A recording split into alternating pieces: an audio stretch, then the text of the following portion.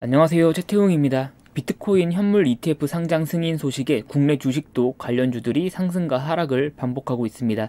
오늘은 국내 대표적인 가상화폐 거래소 업비트를 운영 중인 두나무가 돈을 얼마나 벌고 있고 과연 기대하고 있는 상장을 할 수 있을지 확인해 보겠습니다. 그리고 왜 주식시장에서 두나무, 업비트 관련주들이 상승하고 있는지 확인해 보겠습니다. 먼저 다들 이제는 지겨울 정도로 소식이 들려오고 있는 비트코인 현물 ETF 승인 소식이 있습니다. 하지만 아직 국내에서는 제도 자체 때문에 ETF 투자가 어려운 상황입니다. 이에 대해서는 시간이 해결해 줄 문제라 생각하고 업비트를 운영 중인 두나무에 대해 확인해 보겠습니다. 본격적으로 들어가기에 앞서 2년 전에 이미 제가 한번 두나무 관련주 그리고 두나무에 대해서 분석한 영상이 있는데 그 당시에도 미친 듯한 매출과 영업이익 그리고 말도 안 되는 영업이익률 때문에 인상적이었던 기억이 있는데요. 과연 아직도 무시무시한 영업이익률을 유지하고 매출이 성장했을지 확인해 보겠습니다. 먼저 두나무의 주주 구성부터 확인해 보면 카카오 인베스트먼트가 약 10% 보유하고 있으며 주식시장에서는 두나무를 약 7% 보유한 우리기술투자와 약 6% 조금 안되게 보유한 한화투자증권이 상승과 하락을 반복하고 있습니다. 제가 처음 두나무 관련 영상을 올렸던 2년 전에 이미 두나무는 IPO를 계획하고 있었습니다만 IPO 추진 중 실적 악화 우려에 상장 자체를 연기한 적이 있습니다. 이번 ETF 승인건과 함께 실적이 좋아질 것으로 예상되기 때문에 다시 상장설에 대한 소식들이 들려오고 있습니다. 상장 소식이 구체화되기 시작하면 앞서 확인했던 우리기술투자와 한화투자증권도 또다시 움직일 것으로 예상되고 두나무에 대해 좀 더 깊게 확인해보면 두나무는 그렇게 오래된 업력을 가지고 있지는 않습니다. 2017년부터 시작됐고 업비트 외에 이렇다 할 사업 모델은 없고 그나마 증권 플러스 정도가 있습니다. 업비트에서 대부분의 매출이 발생되고 그 매출도 전부 다 수수료 매출입니다. 수수료 매출에 대한 의존도가 너무 높다. 그래서 우려가 된다. 이런 의견도 있는데 사실 걱정 안 해도 될 게 그 수수료 매출이 너무 탄탄합니다. 지난 11일에는 암호화폐 거래 금액이 8조를 돌파했다라고 하는데 어쨌든 2023년 3분기까지의 두나무 매출과 영업이익은 급감했다고 합니다.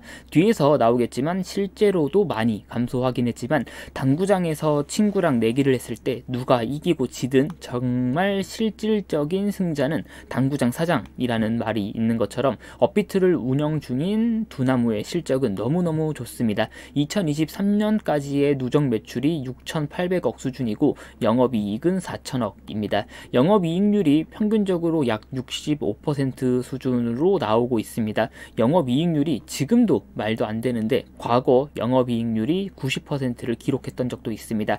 절대 무시 못할 기업이고 비트코인의 ETF가 승인된 만큼 그 실적을 더 기대해 볼 만하고 2023년 매출과 영업이익이 급감했다고 하는데 실제로 2022년 3분기까지의 누적 매출은 1조, 영업이익은 약 7,300억 수준으로 2022년 대비 급감하긴 했습니다. 그럼에도 불구하고 6,800억이라는 매출과 4천억 이라는 영업이익은 그 어떤 산업군에서도 따라오기 힘든 기록입니다.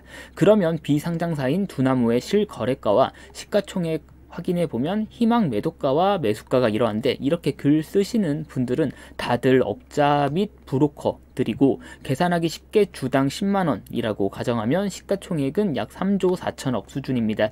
두나무의 비즈니스 모델 자체가 증권사와 비슷하긴 해도 그 결 자체가 다르고 과거에 없던 사업 모델이기 때문에 어떻게 멀티플을 줘야 할지 그리고 과연 BM 자체가 안정적일까에 대한 의문이 있긴 하지만 3분기까지의 매출 6,800억, 영업이익 4천억 을 기준으로 시가총액 감안해보면 적정가인 것 같기도 하고 터무니없이 저렴해 보이기도 합니다. 미국의 가상화폐 거래소인 코인베이스는 상장되어 있고 코인베이스는 시가총액이 최근 많이 올라와 줘서 44조 수준입니다. 코인베이스는 2022년 기준 적자를 기록했지만 잘 나갈 때 매출액 기준 10조도 넘어섰고 영업이익도 4조 7천억으로 돈 잘 벌고 있는 기업입니다. 코인베이스의 시가총액 44조를 찍을 수 있었던 건 두나무와 1대1 비교는 어려울 만큼 암호화폐 거래 수수료 외에 사업이 다각화되어 있습니다.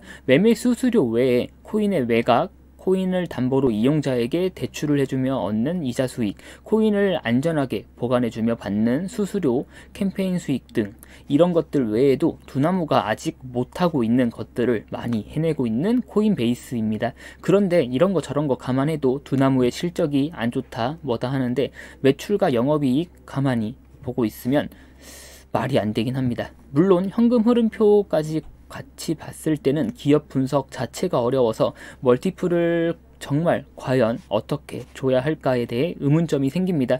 고객들이 암호화폐 거래를 위해 맡겨놓은 현금이 예수금으로 잡히고 이는 현금 흐름표에 당연히 반영이 됩니다. 금융회사와 비슷한 현금 흐름표를 나타내고 있으며 캐시플로우 자체를 파악하기 어렵고 예수금 증감에 따라 현금 창출 능력을 유추 정도 할 수 있을 뿐인데 이는 시장에서 평가할 때 받아들이기 힘들고 해석하기도 매우 어렵습니다. 또한 무엇보다 이렇다 할 신사업이 없고 있어도 니치마켓 수준이고 수익성도 없기 때문에 높은 멀티플을 주기 어려울 것 같기도 합니다. 비트코인의 현물 ETF 상장 승인에 따라 두나무의 실적이 기대가 되고 주식시장에서도 두나무의 지분을 보유한 우리기술 투자와 한화투자증권이 상승과 하락을 반복하고 있습니다. 그 변동폭에 주의하셔야 될 것 같고 어쨌든 상장설이 구체화되면 주식시장에서도 또 다른 움직임이 있을 것으로 예상됩니다. 이상이고 시청해주셔서 감사합니다.